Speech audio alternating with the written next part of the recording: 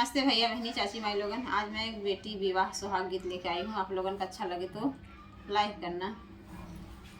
गमना कराई बाबा खबर उनली है नी, खबर उनली है नी, कैसे बाटी धेरिया हमारे रे ललनमा। अरे कैसे बाटी धेरिया हमारे रे ललनमा, ससुरे के लोगवा बड़ई नीर मोहिया। अरे बड़ई नीर मोहिया, नहीं जानई दर्द हमारे रे ललनमा। अरे नहीं जानई दर्द हमारे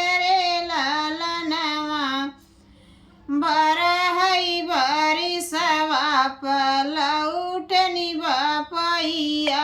अरे बरहई बरिसवा पलौटनी बपैया, बेटी दुअरमा भैने ठाढ़रे ललनवा।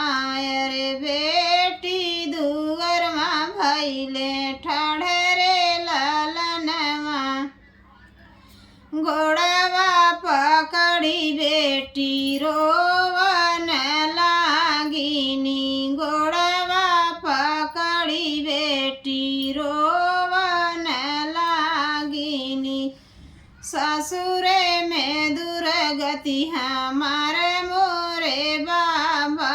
अरे ससुरे में निरगति हमारे मोरे बाबा, यसमान करई बाबा जियरा गवाई। अरे यसमान करई बाबा जियरा गवाई, फेरी सोधी आवई बाबा गोदी में ललनवा।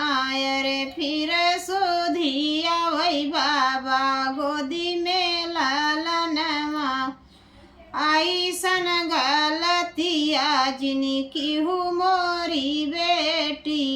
ऐसन गलतिया कबहू जिनी करू, तोहरे नी गोदी बेटी वाला